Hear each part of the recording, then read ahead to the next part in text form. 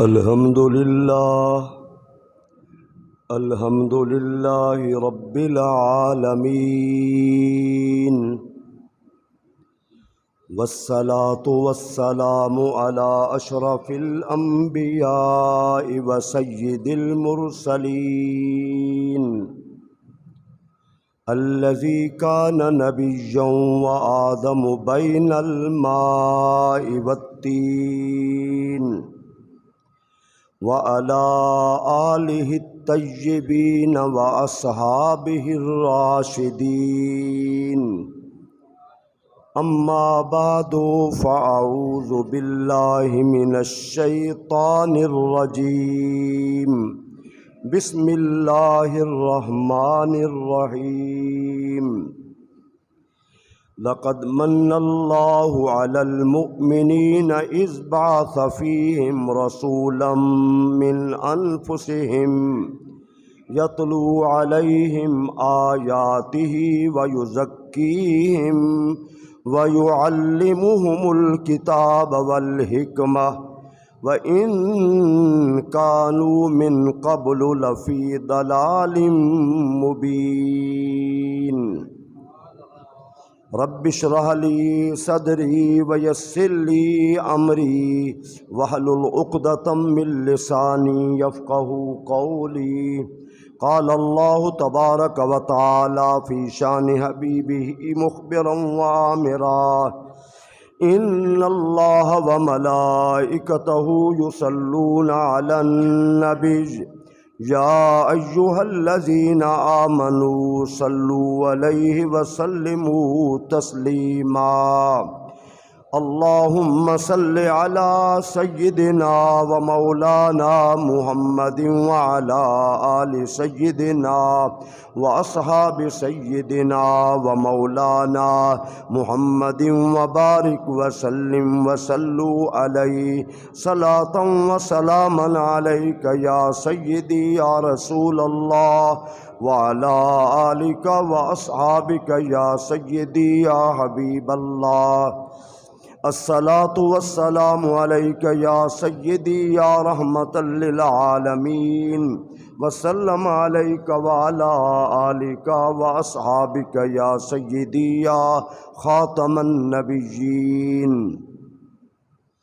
اللہ رب العزت کی حمد و ثنا حضور نبی اکرم شفیع امت رحمت عالم خاتم النبیین صلی اللہ تعالی علیہ وسلم کی ذات اقدس پر درود و سلام عرض کرنے کے بعد دعا ہے اللہ رب العالمین ہم سب کو اس ماہ مبارک میں حضور کی آمد کی خوشی منانے کی بھی توفیق عطا فرمائے، اور اللہ ہم سب کو آپ کی آمد کا جو مقصد ہے، جو آپ کی تعلیمات ہیں، ان پر عمل پیرا ہونے کی توفیق عطا فرمائے۔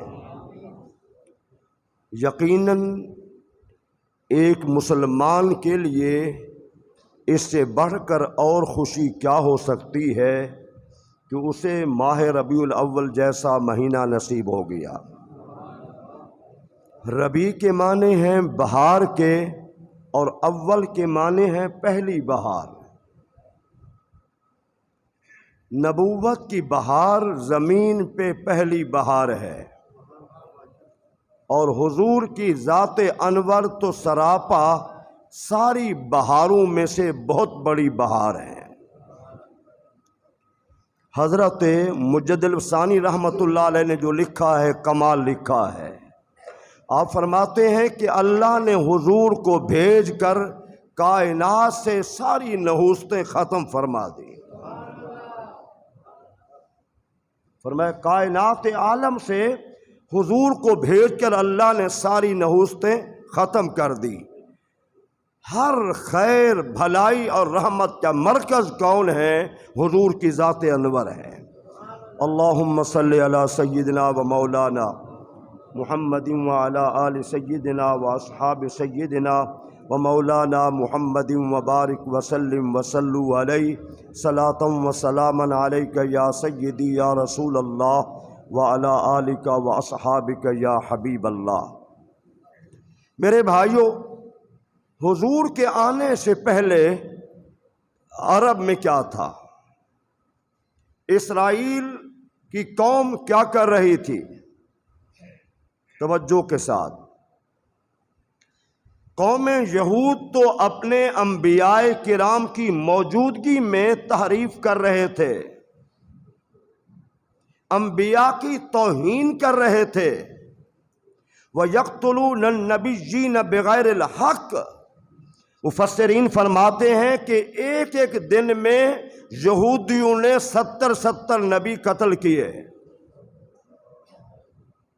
دوسری جانب عیسائی بھی مشرک بھی تھے اور حضرت عیسیٰ علیہ السلام کی تعلیمات کو بالکل بھلا چکے تھے، اور تیسری جانب عرب تھے، ایک طرف قوم یہود، ایک طرف عیسائی قوم، اور تیسری جانب عرب۔ چونکہ حضرت ابراہیم علیہ السلام کی نسل 2 صاحبزادوں سے چلی ہے، حضرت اسحاق سے پوری یہودیت اور عیسائیت ہے، اور دوسری جانب حضرت اسماعیل ہیں، پورا عرب ان سے ہے، پورا عرب، ذرا سننے توجہ کے ساتھ، پورا عرب ان سے ہے۔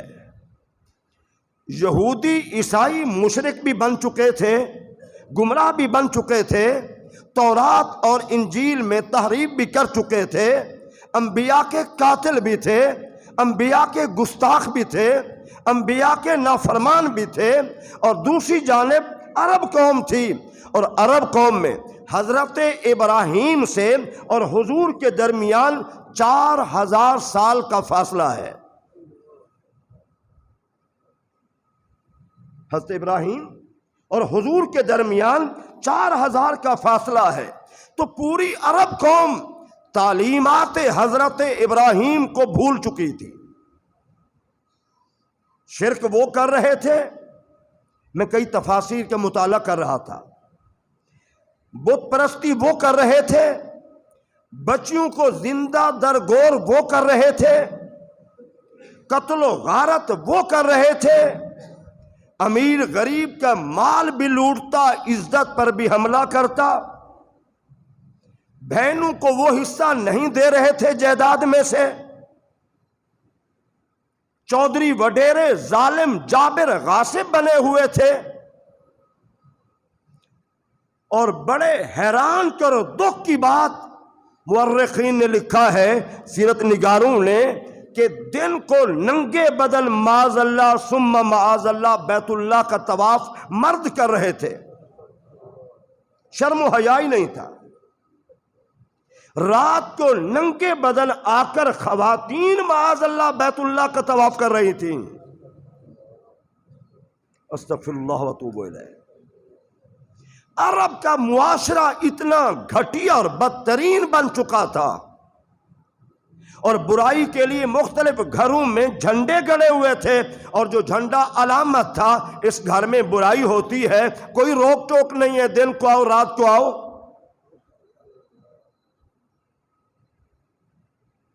عرب جاہلیت بھی عروج پر تھی، انا بھی عروج پر تھی، اور وہ کہتے اصل قوم ہم ہیں، زبان ہماری ہے، باقی سب اجمی ہیں۔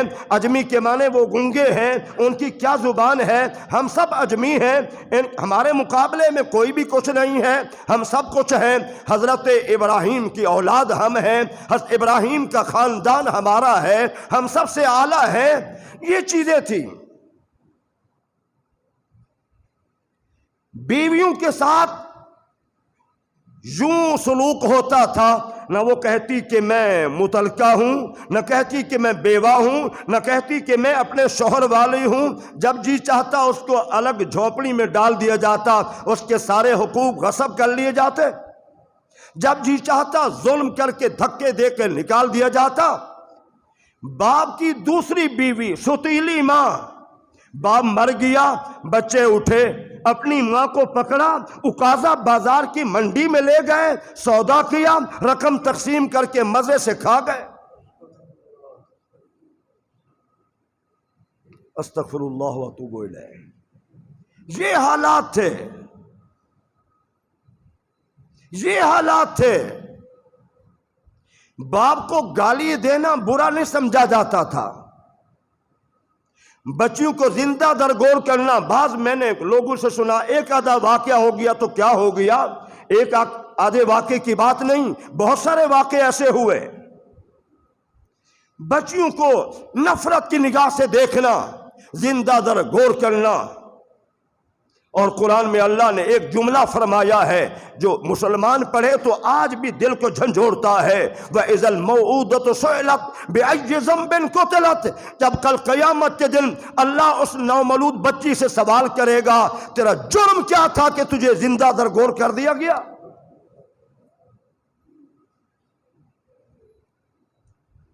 پتہ ہے ایک وہ صحابی جن کے زمانہ کفر اس حال میں گزرا، بچیوں کو زندہ درگور کیا کرتے تھے، جب اپنی بچی کا واقعہ سنایا میرے نبی کی آنکھوں سے آنسو جاری ہو گئے، اور حضور نے فوراً فرمایا میرے سامنے نہ بیٹھ، ذرا سائڈ پہ ہو جا. عرب کا اتنا گھٹیا معاشرہ، کبھی ہماری یہ باتیں ہوتی نہیں ہیں، ہمارے موضوع محدود ہو گئے. اب سوچئے، ایک منٹ کے لیے 14 صدیاں پیچھے چلیے. میں آپ کو دعوت فکر دیتا ہوں، جس قوم کی سوچ یہ ہو، جس قوم کا نظریہ یہ ہو، جو گھٹیا مزاج ہو، جو ظالم قوم ہو، جو عیاش ہو، جو قاتل ہو، جو ڈاکو ہو، جو غاصب ہو، اسی قوم میں اللہ نے ایک ہستی کو بھیجا، اور میرا اندر سے ایمان تازہ ہو رہا ہے، اور اس شان سے بھیجا وَمَا أَرْسَلْنَاكَ إِلَّا رَحْمَةً لِّلْعَالَمِينَ. اللہ اکبر یا رسول اللہ. اچھا مرحبا، محبت سے ذرا مرحبا مرحبا. کیا کوئی بھلا تصور کر سکتا ہے جس کا مزاج اتنا بگڑ چکا ہو، جن کا نظام اتنا گھٹیا ہو، جن کی سوچ فکر اتنا گھٹیا ہو؟ حضرت جعفر بن طیار قریشی خاندان سے تعلق ہے، اور نجاشی بادشاہ کے دربار میں جب کفار مکہ نے بھیجا کہ مسلمان وہاں پہنچے ہیں، بادشاہ سے تعلق قائم کرو، ان سے تحفے دو اور ان سے کہو ان کو نکال دو، یہ ایسے ہیں ایسے ہیں. تو نجاشی بادشاہ اچھا انسان تھا، اس نے بلوایا تو جعفر بن طیار تشریف لے گئے، اور خوبصورت مکالمہ ہوا.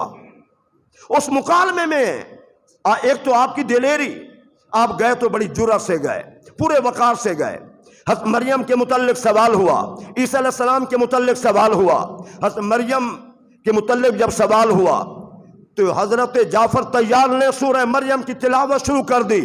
نجاشی بادشاہ ہے، عیسائی بادشاہ ہے، پادری بھی بیٹھے ہوئے ہیں، اور ایک صحابی رسول وہاں سورہ مریم کی تلاوت کرتا ہے. تلاوت کا کیا اثر ہوا؟ کبھی ہمیں بھی قرآن پڑھنے کے بعد رونا نصیب ہوا ہے.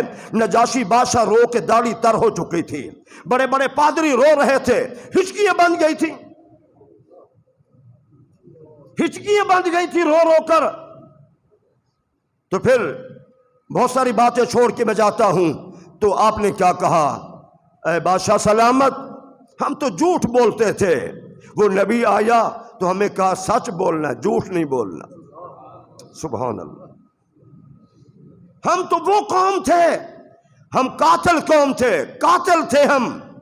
اس نے کہا نہیں، قتل بہت بڑا جرم ہے. ہم تو وہ قوم تھے عزتوں پہ حملے کرتے تھے.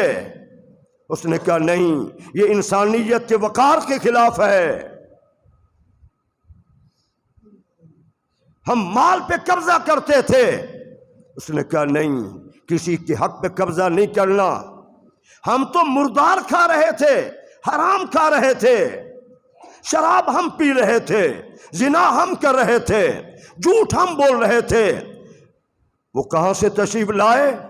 ایک چھوٹی سی غار سے باہر آئے، 40 سالہ زندگی گزاری، پھر غار میں تشریف لے گئے، اور پھر واپس آئے تو نہ کسی سے پڑھے، نہ کسی کے پاس بیٹھے، نہ زانو تلمس تحقیہ، نہ کسی کے ساتھ دست بستہ سامنے بیٹھے. ایک لفظ بھی نہیں پڑھا. پھر اپنی زبان میں فصاحت و بلاغت میں وہ کلام پڑھا جس نے ہمیں حیران کر دیا، جس نے ہمیں حیران کر دیا. اس نبی نے ہمیں جینا سکھایا، طریقہ سکھایا، کیسے رہنا ہے، ہمارا اخلاق کیسے ہونا چاہیے، ہماری سیرت کیسی ہونی چاہیے. میرے بھائیوں ذرا آپ غور کریں. آج لوگ کہتے ہیں ہدایت اللہ دیتا ہے. نبی اگر ہدایت دیتا تو اپنے چچا کو ہدایت نہ دیتا، چچا کلمہ نہ پڑھ لیتا. میرے بھائیوں ہمارا بھی عقیدہ ہے ہدایت اللہ دیتا ہے، ہدایت کا مالک اللہ ہے، لیکن ذریعہ واسطہ آمنہ کا لال ہے.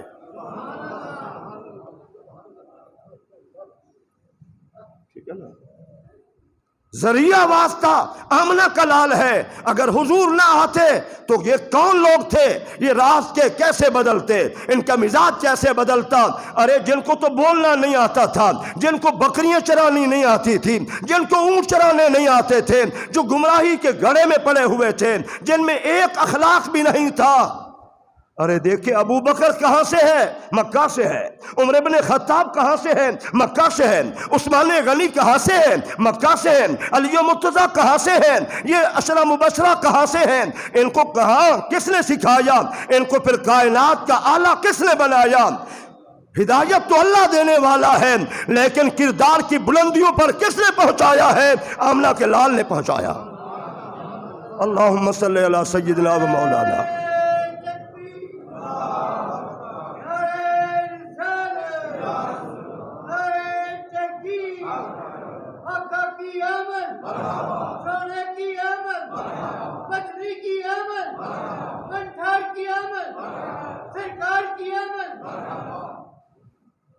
اللہم صلی علی سیدنا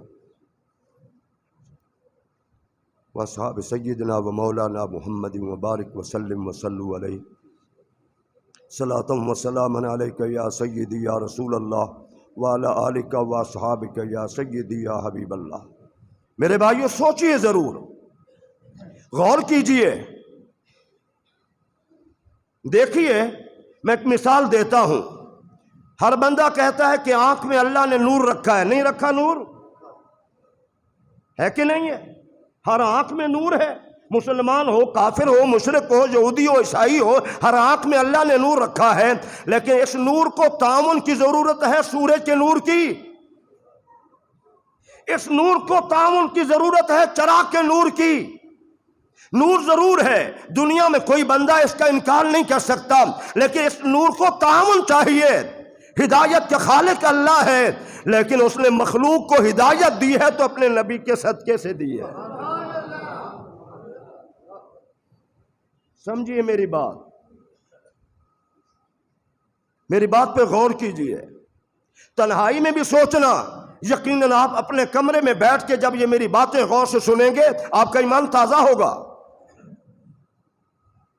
تو اللہ نے قرآن میں کیا فرمایا؟ لقد من اللہ علی المؤمنین اذ بعث فیہم رسولا.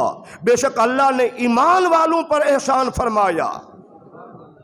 عرب قوم کی بات نہیں کی تو پھر بلال کہاں جاتا، سلمان کہاں جاتے؟ اگر عرب کی بات ہوتی صہیب رومی کہاں جاتے؟ اور کرن کے رہنے والے ویسے کرنی کہاں جاتے؟ اگر صرف عرب کے خطے کی بات ہوتی یا اہل مکہ کی بات ہوتی. مکہ والوں تم پر احسان ہے نہیں. صبح قیامت تک جو ایمان لائے گا اس پر میرے نبی کا احسان ہے. اللہ نے فرمایا میرا احسان ہے، میرا احسان ہے. اس بعث فیہم رسولا، اس لیے کہ میں نے اتنا عظمت والا رسول ان میں بھیجا ہے. قرآن کی آیت پہ غور کیجئے. اگر میں اس کے نکات بیان کروں، تفاسیر بیان کروں، علماء کی باتیں بیان کروں تو پھر وقت چاہیے. میں موٹی موٹی بات کر کے آگے چلتا ہوں. فرمایا اللہ نے احسان فرمایا ایمان والوں پر. کبھی آپ نے اپنے جسم پہ غور کیا ہے؟ سائنس کہتے ہیں بڑے عروج پہ چلی گئی، ٹیکنالوجی بہت ہے، دنیا نے بہت کچھ بنا لیا. کیا پوری کائنات مل کر ایک آنکھ بنا سکتی ہے؟ اونچی بات ہے بھائی. دنیا کی ساری طاقتیں جمع ہو جائیں، ساری سوچ فکر اور سارے علوم جمع ہو جائیں، ساری سائنس کو جمع کرنے کے بعد ایک بندے کی آنکھ بنا لیں، ایسے ہو جیسے اللہ نے بنایا ہے آنکھ کا ڈیلا، سفیدی بھی ہو، سیاہی بھی ہو، نور بھی ہو، چمک دمک بھی ہو، روشنی بھی ہو، کوئی بنا سکتا ہے؟ نہیں بنا سکتا۔ اللہ نے ایک نہیں دو آنکھیں دی ہیں۔ اللہ نے کہا احسان نہیں، احسان میرا تب ہے جب میں نے اپنے حبیب کو بھیجا ہے۔ چلو میں ایک حدیث کا واقعہ بھی سناتا چلا جاؤں، آپ کا ایمان تازہ ہو۔ آنکھ کتنا بڑی نعمت ہے، آنکھ کتنا بڑی دولت ہے میرے جوانوں بزرگوں۔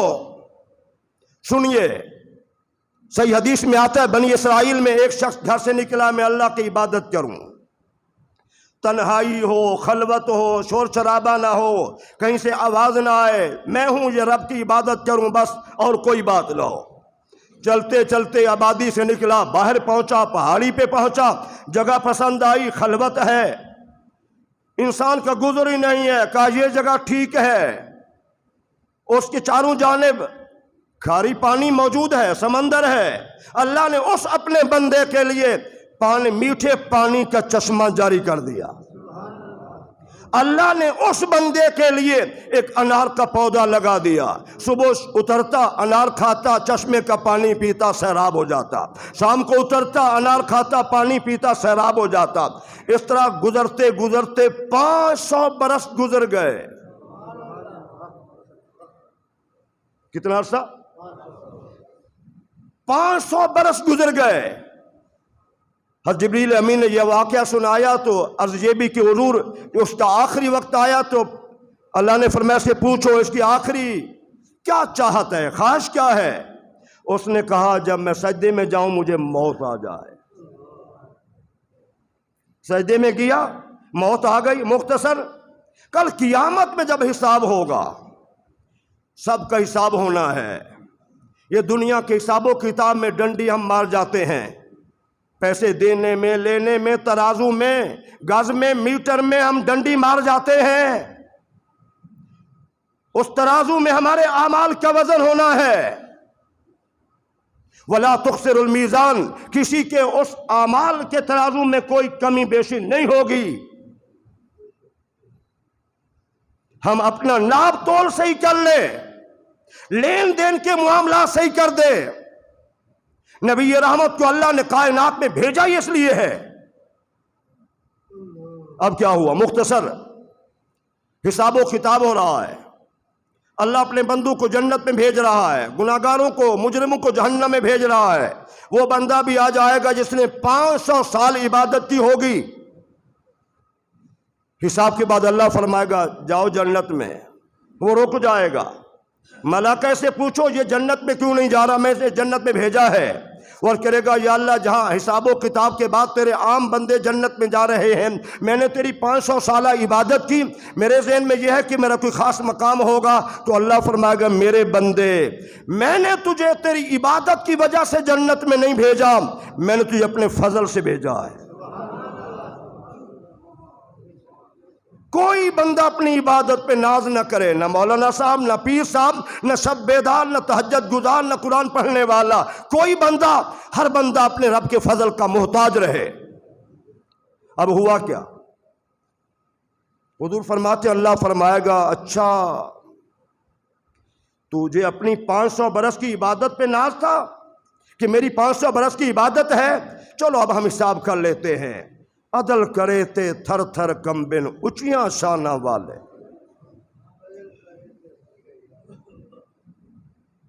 عدل کرے تھے، اللہ سے فضل مانگا کرو، کبھی نہ کہنا یا اللہ تو عدل کر۔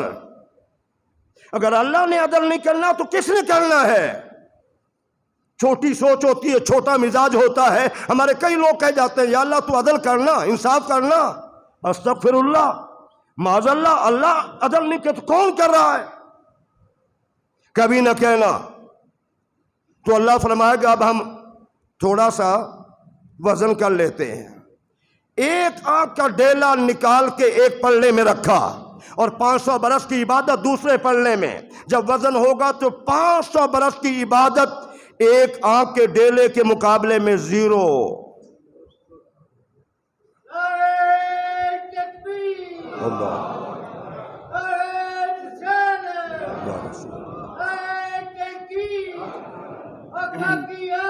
مرحبا بدری کی آمد، غمخوار کی آمد، سونے کی آمد۔ میرے بھائیوں ذرا غور کرنا، اب اللہ فرمائے گا میرے بندے تیری 500 برس کی عبادت تو ہماری ایک آنکھ کے ڈیلے کا مقابلہ نہیں کر سکی، ہم نے ایک نہیں تجھے 2 دی تھیں۔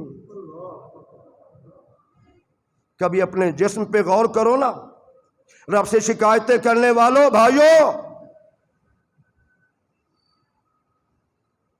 تیرے وجود میں اللہ کی کتنا نعمتیں ہیں، اور کبھی اس پہ غور کر اللہ نے انسان بنایا یہ کم نعمت ہے، اور کبھی اس بات پہ غور کر اپنا ایمان اندر سے تازہ کرے، اللہ نے ہمیں اس نبی کا امتی بنایا ہے جس کا امتی بننے کے لیے انبیاء بھی عرض کر رہے تھے یا اللہ نبوت لے لے آخری نبی کا امتی بنا دے۔ اللہم صلی علی سیدنا و مولانا محمد وعلی آل سیدنا و اصحاب سیدنا و مولانا محمد وبارک وسلم وصلوا علیہ صلاۃ و سلام علیک یا سیدی یا رسول اللہ وعلی آلک و اصحابک یا حبیب اللہ۔ اللہ فرمائے گا میرے بندے ہم نے تیری عبادت کی وجہ سے نہیں بلکہ اپنے فضل کی وجہ سے جنت میں بھیجا ہے، ساری دنیا کو آنکھیں دی ہیں، لیکن فرمایا میرا احسان سب سے بڑا احسان یہ ہے تمہارے اندر میں نے اپنا نبی بھیج دیا ہے، اپنے نبی شان والا مبعوث فرمایا ہے۔ اور نبی کرتا کیا ہے یہ ساری کائنات کے سامنے آپ ذرا غور کریں۔ یتلو علیہم آیاتہ، نبی کی شان یہ ہے کہ وہ اپنی امت کے سامنے قرآن کو پڑھتا ہے، جس قرآن کو ہم بھلا بیٹھے، جس مولانا نے بھی قرآن کو بھلا دیا، جس پیر نے بھی قرآن کو بھلا دیا، اللہ اپنے نبی کی شان بیان کرتے ہوئے صفت بیان کر رہا ہے، یتلو علیہم آیاتہ، اس رب کی آیات کو تلاوت کرتا ہے میرا نبی، وَيُزَكِّيهِمْ، لوگ کہتے ہیں نبی کچھ نہیں کر سکتا، اللہ فرماتا ہے میرا نبی انہیں پاک کرتا ہے۔ توجہ، میرا نبی انہیں پاک کرتا ہے کفر سے، شرک سے، بت پرستی سے، گمراہی سے، بے حیائی سے، ظلم و تشدد سے۔ بھلا سوچیں حضور کی بعثت سے پہلے عرب کا معاشرہ میں نے خاکہ آپ کے سامنے پیش کیا، کیسے لوگ تھے، اور پھر 10 سالہ 13 سالہ اعلان نبوت کے بعد جو مکی دور ہے، اسی 13 سالہ مکی دور میں کائنات کا عظیم انسان صدیق اکبر حضور کے سامنے ہے، عمر ابن خطاب حضور کے سامنے ہے، عثمان غنی حضور کے سامنے ہے، علی المرتضی حضور کے سامنے ہیں، بڑے بڑے پاکیزہ اخلاق اور کردار کے مالک لوگ حضور کے سامنے ہیں۔ کیوں ہے؟ وَيُزَكِّيهِمْ، نبی نے انہیں پاک کر دیا ہے۔ مولوی کہتا ہے نبی تو کاری کچھ نہیں سکتا، اللہ فرماتا ہے میرا نبی انہیں پاک کرتا ہے۔ سمجھو میرے بھائیوں، اب ہم مولوی کی مانیں یا قرآن کی مانیں؟ مولوی کہتا ہے ابو طالب چچا ناپاک کیا ہے، کیوں نہیں پاک کیا؟ اللہ فرماتا ہے میرا نبی تو پاک کرتا ہے۔ شاید کہ اتر جائے تیرے دل میں میری بات، آپ میری بات کو سمجھے، ذرا غور کریں۔ وَيُزَكِّيهِمْ، میرا نبی انہیں پاک کرتا ہے۔ وَيُعَلِّمُهُمُ الْكِتَابَ وَالْحِكْمَةَ، اور میرا نبی انہیں کتاب اور حکمت کی، کتاب سے مراد بعض نے کہا قرآن مجید، حکمت سے مراد کہا سنت حضور کی، حضور کا طریقہ ہے، مختلف اقوال ہیں، دونوں جامع ہیں، قرآن بھی اور حضور کی سنت بھی۔ حجت الوداع کا تاریخی خطبہ، اس خطبے کے آخر میں حضور نے فرمایا لوگوں میں 2 چیزیں چھوڑ کے جا رہا ہوں، ایک کتاب اللہ چھوڑ کے جا رہا ہوں، ایک اپنی سنت چھوڑ کے جا رہا ہوں۔ اور ایک حدیث میں یہ فرمایا 2 چیزیں چھوڑ کے جا رہا ہوں، ایک میں قرآن چھوڑ کے جا رہا ہوں اور دوسرا اپنی آل چھوڑ کے جا رہا ہوں۔ ٹھیک ہے نا؟ تو ہدایت کا ذریعہ کون ہے؟ حضور ہے، حضور ہے، حضور ہے۔ اور پھر دیکھیے انبیاء کرام کے پہلے حالات بھی دیکھیے، ان کے آنے سے زمانے میں شور شرابہ، ظلم و تشدد تھا، میرے نبی کے آنے سے کائنات میں اللہ نے ساری رحمتیں بھیج دیں۔ تو میرے بھائیوں، میں اکثر کہتا ہوں، میری بات کو کئی علماء نے آگے بیان کیا، میں نے کہا ہم پیچھے نہیں جاتے۔ عیسیٰ علیہ السلام حضور کے قریب ہیں، سب سے آخری زمانہ عیسیٰ علیہ السلام کے بعد کوئی نبی نہیں، حضور ہیں۔ آج عیسائیت دنیا میں پہلے نمبر پہ عیسائیت ہے، پوری دنیا میں عیسائی کیا کرتے ہیں؟ عیسیٰ علیہ السلام کی ولادت کی رات آتی ہے، شراب بھی پیتے ہیں، بھنگڑے بھی ڈالتے ہیں، اور ادھر حضور کی امت کو دیکھیے، اللہ اکبر، اللہ اکبر کبیرہ، ادھر حضور کی امت کو دیکھیے، عیسیٰ علیہ السلام کی امت کو دیکھیے، شراب پی کے رات گزارتے ہیں، ادھر حضور کی امت کو دیکھیے، پوری رات درود و سلام پڑھتے ہوئے گزر جاتی ہے، صدقات و خیرات تقسیم کرتے ہوئے گزر جاتی ہے، نوافل پڑھتے ہوئے گزر جاتی ہے، نیک عمل کرتے ہوئے گزر جاتی ہے۔ یہاں شراب کا اصلاحات میں تصور ہی نہیں ہے، یہ حضور کی امت ہے، یہ حضور کی امت ہے۔ تو میرے بھائیوں، آئیے اس مہینے میں اپنے اعمال کو ٹھیک کیجئے۔ حضور ہادی بن کر آئے ہیں، حضور رحمت بن کر آئے ہیں، حضور کائنات کے محسن بن کر آئے ہیں، حضور اپنی امت کو بدلنے کے لیے آئے ہیں، حضور کی امت کے حالات کو بدلنے کے لیے آئے ہیں۔ حضور کے بعد کائنات میں بڑا ہادی کوئی نہیں۔ اللہ کی مخلوق میں سب سے بڑے ہادی کون ہے؟ حضور کی ذات انور ہے۔ اللہ کا احسان ہے، اللہ نے ہمیں اہل محبت میں بنایا ہے۔ اپنے دلوں میں حضور کی محبت پیدا کیجئے۔ سارے سال پروگرام ہوتے ہیں، غیر شرعی پروگرام ہوتے ہیں، کسی مولوی کو یاد نہیں آتا، کوئی فتویٰ نہیں لگتا، میلاد شریف کا مہینہ آیا، بدعت ہے، شرک ہے۔ بھئی تو اپنے ابے کی برسی منائی تو کوئی شرک نہیں تھا، تو نے بیٹے کی سالگرہ منائی تو کوئی شرک نہیں تھا، تو نے جشن منایا اپنے مسلک کا تو کوئی شرک نہیں تھا، تو نے اپنے مولانا کے آمد پر پورے شہر کو سجا دیا تو کوئی شرک نہیں تھا۔ ہم نے حضور کی محبت میں ایسا کر لیا تو کیسے مشرک ہو گئے؟ فتویوں سے دور رہیے، ان لوگوں کی باتوں سے دور رہیے، اپنے نبی سے محبت کیجئے، میلاد منا کر، اخلاق بدل کر، خیرات کر کے، درود پاک پڑھ کر قرآن کی تلاوت بڑھا دیجئے، نوافل بڑھا دیجئے، اپنے اخلاق کو بہتر کیجئے، تاکہ ہمیں محسوس ہو حضور کی ولادت کا مہینہ آیا ہے تو ہم بدل گئے ہیں۔